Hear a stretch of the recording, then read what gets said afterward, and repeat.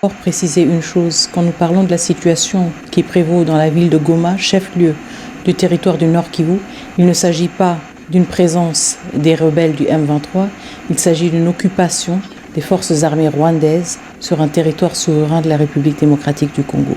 Et en effet, nous avons constaté ces derniers jours que cette emprise s'était confirmée sur une large partie de la ville de Goma. En ce qui concerne le nombre de morts que nous déplorons, vous allez comprendre qu'avec la volatilité du contexte, il a été très difficile de chiffrer cela. Nous sommes dans le regret de constater quand même que nous parlons, quand il s'agit des morts, de milliers de morts. Certes, l'accès à la presse, l'accès aussi aux autorités a été justement limité et mis à l'épreuve parce qu'on se retrouvait dans un contexte de combat actif dans beaucoup de zones et de combat dans un contexte urbain, ce qui a rendu le travail extrêmement difficile, aussi aux humanitaires, aussi aux soldats de la paix, et donc qui veut dire que maintenant nous sommes peut-être dans un contexte qui va peut-être nous permettre de mieux constater le dégât quand même effroyable de cette attaque du Rwanda sur la République démocratique du Congo et sur les populations civiles congolaises et les casques bleus des Nations Unies et les soldats de la paix de la SADC. Meilleure visibilité, vous comprenez qu'il est très difficile aussi d'établir cela quand le contexte qui prévaut est aussi dominé justement par la présence du M23 et des RDF qui essayent justement de se positionner comme une force qui n'aurait pas causé de dégâts. Donc c'est un peu la situation complexe à laquelle nous faisons face. Nous sommes conscients du fait qu'il y a des efforts consentis par les forces armées rwandaises et par le M23 de masquer et de cacher l'envergure de la brutalité avec laquelle ils ont assiégé la ville de Goma. Une situation évidemment que nous déplorons, qui nous révolte aussi énormément. Ce qui est important quand même est de reconnaître que depuis 3 ans, la République démocratique du Congo tire la sonnette d'alarme par rapport au M23 et à la présence des forces armées rwandaises. Nous ne devons pas sous-estimer qu'il y a eu un effort conséquent des forces armées rwandaises d'équiper le M23 et d'équiper ses propres troupes avec un arsenal militaire jamais vu jusqu'à présent dans la région des Grands Lacs. Je me souviendrai aussi du fait que même les Nations Unies, avec une mission de maintien de la paix très forte, une des plus grandes en République, une des plus grandes sur le continent africain, a elle-même parlé du fait que l'armement, que les armes qui étaient utilisées par les forces armées rwandaises et par le M23 allaient bien au-delà de leurs propres capacités. Je ne veux pas aussi passer sous silence le fait que depuis quasiment plusieurs mois, le Rwanda a utilisé une technologie de brouillage de systèmes GPS qui ont rendu la navigation de l'espace aérien dans le Nord Kivu extrêmement difficile, ce qui voudrait dire que tout ce qui s'apparentait à des efforts de ravitaillement militaire, mais aussi des ravitaillements humanitaires et de l'aviation civile ont été complètement compromis dans une violation flagrante du cessez-le-feu, dans une violation flagrante de la Convention de Chicago, et nous avons toujours fustigé et dénoncé justement cette course, si vous voulez, à l'armement que le Rwanda a menée pour justement imposer de manière extrêmement brutale sa présence et saper tous les efforts qui ont été consentis par toutes les parties prenantes de trouver une solution politique à cette situation. Nous n'allons jamais accepter qu'il y ait des usurpateurs qui essayent d'implanter leur présence, et donc nous n'allons jamais accepter justement une cohabitation, si vous voulez, tout d'abord une cohabitation avec le Rwanda sur notre territoire souverain. Cela était inacceptable. C'est une violation, comme je le dis toujours, du droit international, de notre souveraineté et de notre intégrité territoriale. Donc la République démocratique du Congo ne conçoit pas du tout rester dans une situation dans laquelle la présence des forces armées rwandaises et de leur supplétif du M23 fasse partie d'une normalité quelconque. Alors, le président de la République, Félix-Antoine Tshisekedi Tshilombo, a, depuis son accession au pouvoir, consenti beaucoup d'efforts pour améliorer la situation de nos soldats. Nous sommes conscients du fait qu'il y a encore beaucoup de travail à faire. Nous sommes aussi conscients que nous venons de très loin. Les régimes précédents ont investi des efforts stratégiques, si vous voulez, à démembrer et à fragiliser l'armée même. Et donc, nous devons être conscients du fait que c'est un travail un travail dans lequel nous devons rebâtir notre armée. Cela est extrêmement difficile quand nous faisons face à ce genre d'assaut et à ce genre d'attaque. Les efforts que nous avons consentis et que nous avons menés dès le début du premier mandat du président de la République et qui continue dans ce deuxième mandat vont continuer pour justement que nous soyons mieux outillés à faire face à ces défis. Je comprends entièrement la frustration et la préoccupation de beaucoup de nos concitoyens, mais je voudrais vous rassurer justement que ces efforts vont continuer et que nous tirons aussi les leçons nécessaires des échecs et des difficultés auxquelles nous faisons face sur le terrain pour voir comment mieux outiller nos forces armées, mieux les accompagner et défendre avec encore plus d'efficacité notre territoire souverain. C'est un effort justement de renforcer les capacités de nos forces armées à travers des formateurs qui ont été recrutés à l'extérieur du pays. Donc ces efforts-là étaient plutôt consentis dans une logique de renforcer les capacités des forces armées de la République démocratique du Congo. Okay. Je voudrais clarifier une chose. Quand on parle d'initiative régionale, je voudrais rappeler qu'il y a une initiative régionale qui a été mandatée par l'Union africaine, l'organisation continentale qui nous réunit tous, pays de l'Afrique, et c'est le processus de Luanda. Le processus de Luanda est le seul et l'unique cadre à travers lequel cette solution, cette résolution du conflit tant espérée par une voie politique, c'est le seul cadre justement dans lequel ces discussions-là devraient avoir lieu. Donc nous avons réitéré le fait que nous attendons le Rwanda dans le processus de Luanda, le processus auquel lui, il a adhéré aussi, mais duquel il s'est séparé très récemment et auquel il n'a pas participé, par exemple, au sommet du 15 décembre.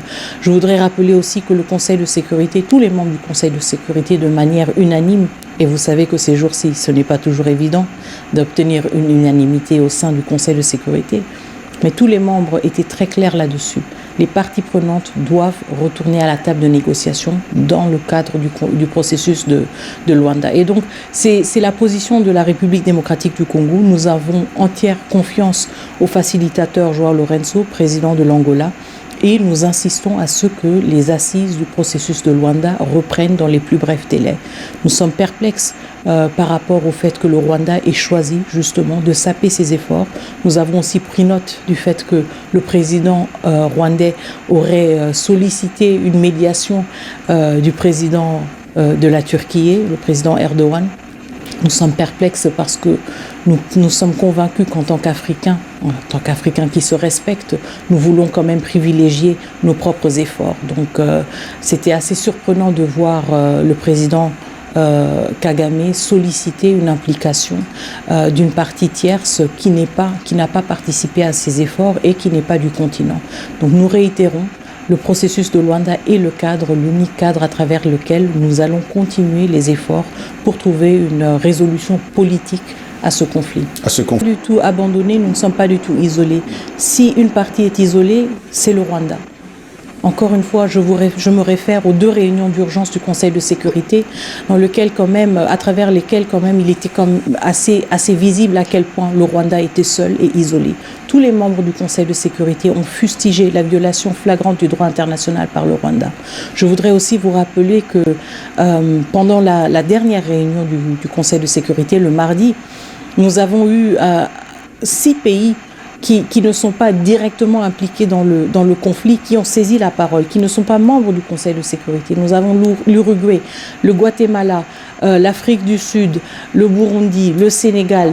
tous ces pays qui se sont mobilisés pour prendre la parole pendant les délibérations du Conseil de sécurité. Je pense que ce que nous voyons maintenant, c'est que de plus en plus de pays au monde, pas seulement en Afrique, sont scandalisés par l'attitude du Rwanda, l'attitude déstabilisatrice du Rwanda, qui semble avoir l'intention maléfique de vouloir remettre l'Afrique dans les années sombres des années 90 où le pouvoir s'arrachait avec des armes.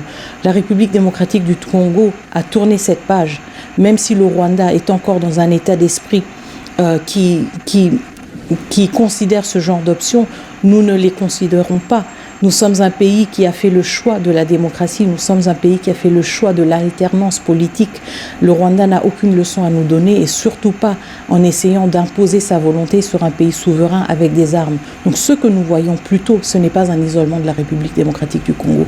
Le monde s'insurge, le monde pose des questions sur comment est-ce que le Rwanda ait pu avancer si longtemps et comment est-ce que le monde a permis que le président Kagame se radicalise pendant tant de décennies.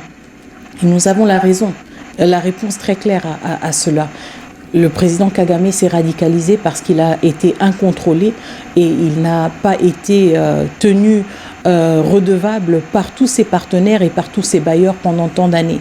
Et donc nous nous retrouvons maintenant dans une situation où un chef de l'État semble incontrôlé et obsédé par l'intention de vouloir déstabiliser un pays voisin et contribuer au changement inconstitutionnel d'un régime légitime. Ceci est inacceptable et nous refusons qu'en 2025, l'Afrique que nous voulons avoir, l'Afrique que nous aspirons, qu'elle soit une Afrique du développement, de la prospérité et de l'avenir et de l'espoir pour toutes les générations qui suivront. Nous refusons catégoriquement que ce narratif soit imposé sur notre continent et sur notre pays. D'abord, c'est qu'ils ne sont pas seuls, ils ne sont pas abandonnés, ils sont la raison pour laquelle chaque matin, tout le monde se lève à Kinshasa, tout le monde se lève à la diaspora. Mon message, c'est que nous sommes de tout cœur avec nos compatriotes à l'est de la République démocratique du Congo, en particulier au Nord Kivu. Mon message est que les efforts que nous fournissons se font sur plusieurs fronts. Je suis à la tête du front diplomatique et nous menons des efforts inlassables. Nous allons tenir toutes les parties prenantes redevables. Nous allons nous assurer qu'il y a une pleine transparence sur ceux qui ont parlé et ceux qui n'ont pas parlé. Nous allons rappeler toutes les organisations de leurs aspirations, de leurs principes et de leurs obligations et justement tenir toutes les parties prenantes redevables pour le fait qu'ils aient laissé la situation se détériorer d'une telle manière pendant les dernières années, mais aussi les rappeler qu'ils ont une responsabilité et une opportunité de passer à l'action. Encore une fois, cela montre justement le fait que le Rwanda est isolé. Aujourd'hui, il n'y a que le Rwanda qui prétend ne pas être présent en République démocratique du Congo. Il y a 2 jours, au Conseil de sécurité, 15 membres du Conseil de sécurité ont dénoncé la présence du Rwanda. Il y a quelques semaines, le groupe d'experts des Nations Unies a publié un rapport accablant qui parle de plus de 4000 troupes rwandaises sur le territoire souverain de la République démocratique du Congo. Des troupes qui tuent, des troupes qui pillent nos ressources naturelles, parce que ce même rapport parle de 150 tonnes de coltan exploité et transféré vers le Rwanda de la République démocratique du Congo par les forces armées rwandaises et exporté sur les marchés internationaux sous l'étiquette du Rwanda. Donc, vous voyez qu'il y a des preuves accablantes. Même la presse qui est sur place à Goma peut vous l'étiquette du Rwanda. Donc, vous voyez qu'il y a des preuves accablantes. Même la presse qui est sur place à Goma peut vous dire et vous dit clairement qu'il y a des forces armées rwandaises présentes. Donc, nous voyons aussi que le Rwanda, encore une fois, dans son narratif illusoire, est complètement isolé. Le monde est conscient du fait qu'il s'agit maintenant d'un conflit armé entre 2 États et pas d'un conflit armé interne. Et c'est pour cela que notre plaidoyer pousse justement pour que les uns et les autres prennent leurs responsabilités, pour que ceux qui ont permis au président Kagame d'en arriver si loin le tiennent redevable, en coupant par exemple leur aide au Rwanda, en imposant des sanctions sur des individus qui, eux, directement font partie de la chaîne de commandement, et en suspendant ou en révoquant au Rwanda le statut de pays contributeur de troupes de maintien de la paix pour les missions et les opérations de paix des Nations Unies. Il est extrêmement important de souligner qu'en moins de 5 jours, les forces armées rwandaises présentes sur le territoire de la République démocratique du Congo ont tué 17 soldats de la paix, 17, un Uruguayen, un Malawite et 15 Sud-Africains. Le Rwanda est un des pays les plus grands contributeurs de troupes de maintien de la paix. Et donc nous sommes dans un contexte aussi où même cela doit